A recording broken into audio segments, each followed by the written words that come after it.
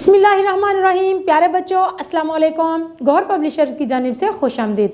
हमारा स्लोगन है redefining the geography of education through digital resources for conceptual learning. मेरा नाम साजिदा नूर है। आज के इस वीडियो लेक्चर में हम गौहर निदाए उर्दू जमात हश्तुम के सबक नंबर 10 मनाज़िर पाकिस्तान को शुरू करने जा रहे हैं। तो प्यारे बच्चों, आइए चलते हैं हासिलात तालुम की जानिब। प्यारे बच्चों, आज के इस वीडियो लेक्चर के बाद आप इस काबिल हो जाएंगे कि इबारत के अज्जा से मुतल्लिक मालूमात, मुशाहिदात और ख्यालात बयान कर सकें।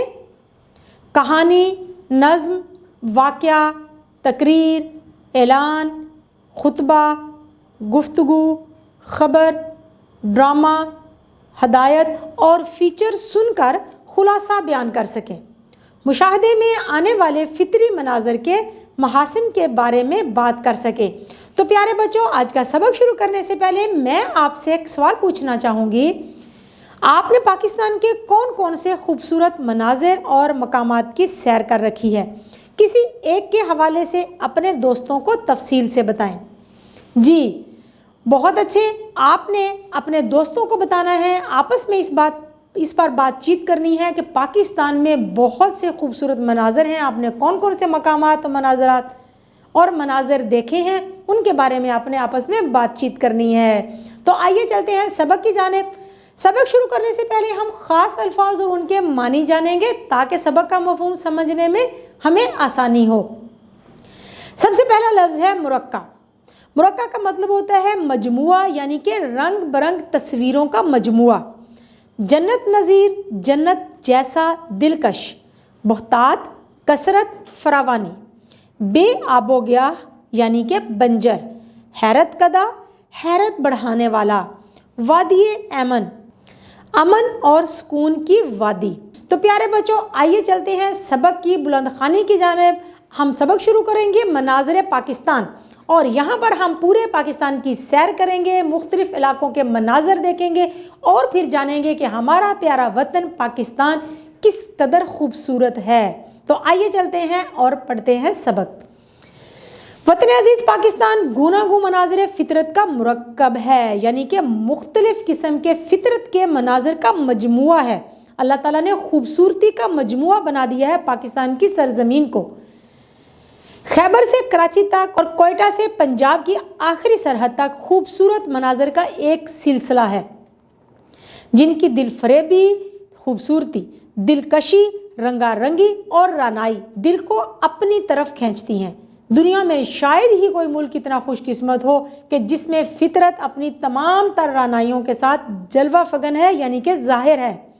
आइए मनाज़िर पाकिस्तान का सफ़र दर्रा खैबर से शुरू करते हैं। अफ़गान सरहद पर पाकिस्तान के आखिरी सरहदी मुकाम तुरखम से पेशावर की तरफ चलें तो बुलंदोबाला पहाड़ों से घिरा हुआ ये इलाका बेज़ाहिर बंजर और बेआबो गया नज़र आता है, यानी कि यहाँ पर कोई पानी और दरख्त मौजूद नहीं है, बिल्कुल बंजर नज़र आता है। लेकिन इस संगलाख इलाके में हमारे जफाकश, बहादुर, जर्री, दलेर और बुलंद हौसला कबाइल आबाद हैं, जो पाकिस्तान के बाजुए शमशीर जन कहलाते हैं, यानी कि शमशीरों के साथ बाजू रखने वाले बहादुर नौजवान कहलाते हैं।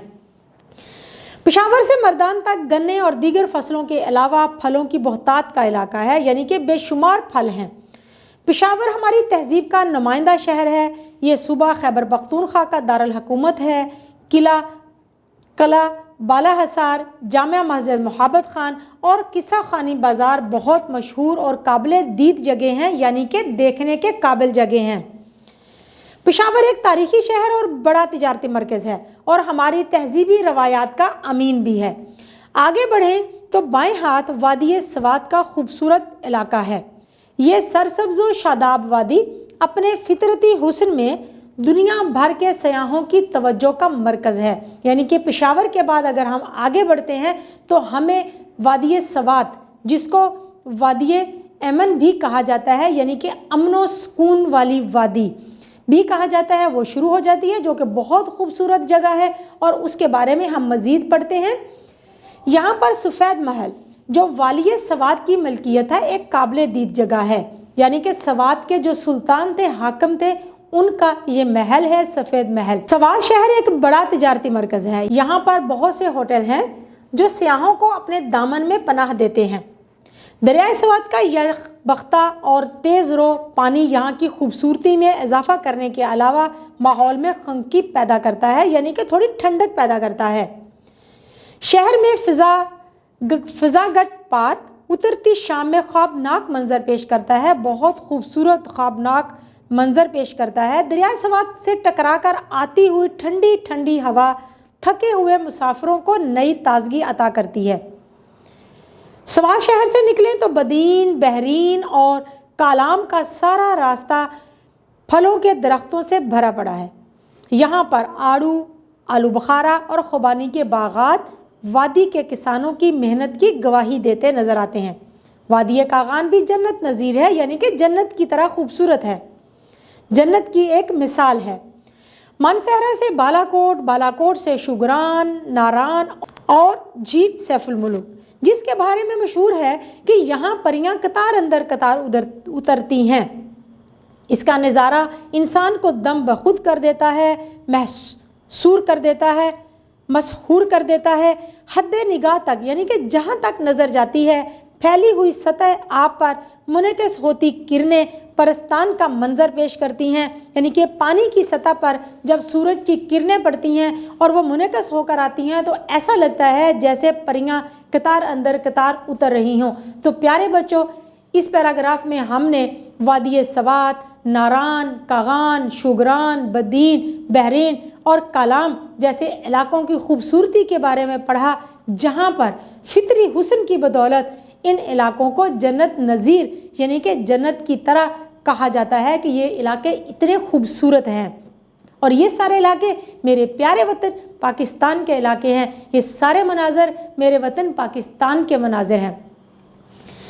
مارگلہ کی پہاڑیوں کے دامن میں پاکستان کا حسین ترین دارالحکومت اسلام آباد اپنی تمام تر رعنائیوں کے ساتھ موجود ہے، یعنی کہ تمام تر خوبصورتیوں کے ساتھ موجود ہے۔ یہاں دامن کو، شکر پڑیاں، مرغزار، پیر سہاوا اور مانومنٹ قابل دید مقامات ہیں۔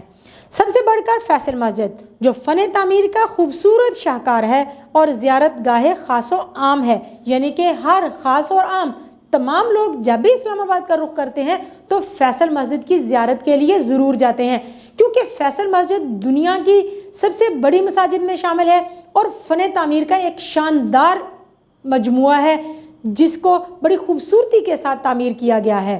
اسلام آباد میں لیک ویو پارک اور چھتر پارک تفریحی مقامات ہیں۔ اگر ہم ایبٹ آباد سے مری کی طرف نکلیں تو ایبٹ آباد، نتھیا گلی، ایوبیہ اور گلیات کا سارا علاقہ جو وادی چنار کہلانے کا مستحق ہے، ہریالی، بلند و بالا چنار اور سبز ڈھلانوں پر مشتمل ہے۔ فطرت کے حسین تحفے یہیں ختم نہیں ہو جاتے۔ اگر ہم ایبٹ آباد کی طرف سفر کریں تو خوبصورت مناظر دیکھنے کو ملتے ہیں۔ تو پیارے بچوں، آئیے دیکھتے ہیں ایبٹ آباد کے کون کون سے خوبصورت مناظر ہیں۔ تو پیارے بچوں، اس پیراگراف میں ہم نے پڑھا ایبٹ آباد کے خوبصورت مناظر کے بارے میں، ایوبیہ، نتھیا گلی اور گلیات جو مری میں موجود ہیں ان کے بارے میں، جہاں پر بلند و بالا پہاڑ ہیں اور ان پہاڑوں پر چناروں کے درخت ہیں اور وہ اتنی خوبصورتی کے ساتھ اللہ تعالیٰ کی قدرت کو اور حسن کو دکھاتے ہیں کہ دیکھنے والا دم بخود رہ جاتا ہے، حیران رہ جاتا ہے۔ شاہراہ شیر شاہ جی ٹی روڈ پر لاہور کی جانب رواں ہوں تو حسن ابدال میں گردوارہ پنجا صاحب سکھوں کا مذہبی مقام آتا ہے۔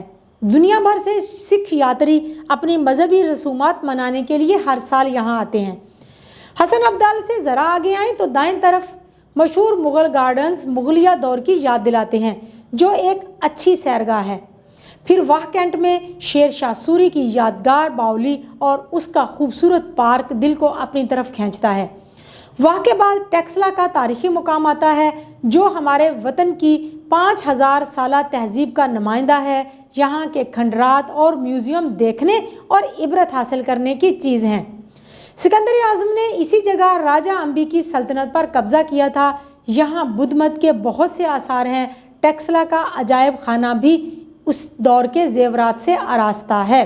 پیارے بچوں، اس پیراگراف میں ہم نے پڑھا کہ جب جی ٹی روڈ پر سفر کرتے ہوئے ہم لاہور کی جانب بڑھتے ہیں تو ہمارا گزر ہوتا ہے حسن ابدال سے۔ हसन अब्दाल में सिखों की एक मजहबी इबादत गाह है जहाँ पर सिख अपनी इबादत के लिए आते हैं। उसके बाद फिर हम आते हैं टेक्सला की जानिब। टेक्सला में भी बहुत से पुराने तारीख़ी अजायबात हैं, वहाँ पर अजायब घर हैं जिनको देखकर हम ना सिर्फ खुश होते हैं बल्कि नसीहत भी पकड़ते हैं कि जब कभी किसी चीज़ का उरूज होता है तो फिर उसका ज़वाल भी होता है। यहाँ पर ही वो जगह है, राजा अंबी को शिकस्त देकर सिकंदर आज़म ने इस जगह पर कब्ज़ा किया था और वहाँ के जो अजायबात हैं वहाँ पर इस वक्त भी उस वक्त के ज़ेवरात की नुमाइश की गई है, उनको दिखाया गया है, रखा गया है उन अजायब घरों में। खित्ता पोठोहार से आगे बढ़े तो पंजाब के जरखेज़ मैदान अपनी वुसअत और हद निगाह तक फैले हुए सरसब्ज़ व शादाब खेतों की वजह से बेपनाह जाज़बियत रखते हैं, खूबसूरती रखते हैं, अपनी तरफ खींचते हैं। और हरी भरी फसलों वाले इस वसी व अरीज़ मैदान में पाकिस्तान का धड़कता दिल लाहौर रावी के किनारे सदियों से आबाद है। इसे हज़रत दाता गंज बख्श सैयद अली हजवेरी रहमतुल्लाह अलैह की मुनासबत से दाता की नगरी भी कहा जाता है।